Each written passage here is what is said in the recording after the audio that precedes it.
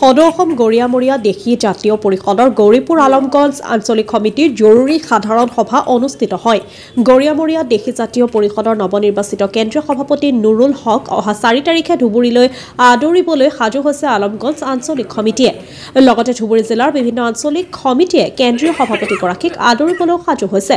সদৌ অসম গৰিয়ামৰীয়া দেশী জাতীয় পৰিষদৰ আলমগঞ্জ আঞ্চলিক সমিতিৰ সভাপতি আজিজুল হক, সাধাৰণ সম্পাদক ইজাজ হাছান মণ্ডলৰ নেতৃত্বত এই জৰুৰী সভাখনত উপস্থিত থাকে ঐতিহাসিক পাণবাৰী মছজিদ পৰিচালনা সমিতিৰ সভাপতি নুৰ ইছলাম। আলমগঞ্জ আঞ্চলিক সমিতিৰ সভাপতি আজিজুল হকে মন্তব্য দি কয় যে আমি কেন্দ্ৰীয় সভাপতি ডাঙৰীয়াক ধুবুৰীলৈ আদৰিবলৈ এই সভা অনুষ্ঠিত কৰিছো।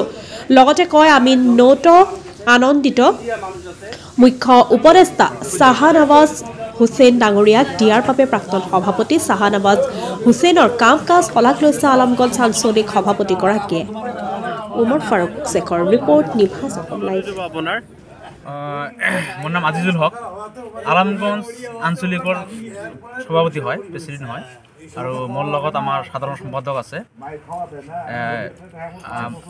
ইজাজ হাছান মণ্ডল, আৰু আমাৰ আলমগঞ্জ আঞ্চলিকৰ ভাইচ প্ৰেচিডেণ্ট উপসভাপতি আছে। আজি আমাৰ আলমগঞ্জ আঞ্চলিক সমিতিৰ জৰুৰী বৈঠক আলোচনা বিলোচনা হ'ল যে আমাৰ আহা 4 ফেব্ৰুৱাৰী আমাৰ ধুবুৰী জিলাত আমাৰ নৱনিৰ্বাচিত মাননীয় কেন্দ্ৰীয় সভাপতি নুৰুল হক ডাঙৰীয়া আৰু আমাৰ তাৰ সতীৰ্থসকল আৰু আমাৰ ধুবুৰী জিলাত মানে আহিব বুলি আমি শুনা পাইছোঁ।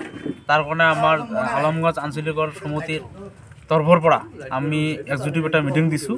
আমাৰ আঞ্চলিকৰ যিখিনি আমাৰ কমিটিত আছোঁ সেইখিনি গোটেইকেইজন আমাৰ দেশী মানুহবিলাক মিটিং দিছোঁ। মিটিং দি পেলাই আমি বহুত আলোচনা বিলোচনা হ'ল। ইয়াতে এটা আমাৰ সবকে এটা ভাল খবৰ, আমাৰ ইমান দিনে আমাৰ সদৌ অসম গৰিয়ামৰীয়া দেশী জাতীয় পৰিষদৰ আমাৰ নৱনিৰ্বাচিত মাননীয় শাহনৱাজ ডাঙৰীয়া সভাপতি আছিল। ইতিমধ্যে আমাৰ কেন্দ্ৰীয় সমিতি গঠন হ'ল নতুনকৈ। যি হওক, আমাৰ নতুনকৈ প্ৰেচিডেণ্ট হৈছে, সভাপতি হৈছে নুৰুল হক ডাঙৰীয়া। আৰু আমাৰ দেশীৰ ভিতৰত আমাৰ আমাৰ শাহনৱাজ ডাঙৰীয়াক নিৰ্বাচিত হৈছে, তাতকৈ বহুত ভাল কথা হৈছে নেকি? হয়, মুখ্য উপদেষ্টা হৈছে। সম্ভৱত আমি বহুত ভাল আনন্দিত যে আমাৰ দেশী মানুহৰ ভিতৰত মুখ্য উপদেষ্টা দিছে। আমি খুব ফূৰ্তি আৰু খুব আনন্দিত হৈছোঁ। আৰু আমাৰ ধুবুৰী জিলাত আৰু বহুত কেইটা পদ দিছে চেণ্ট্ৰেলত আমাৰ।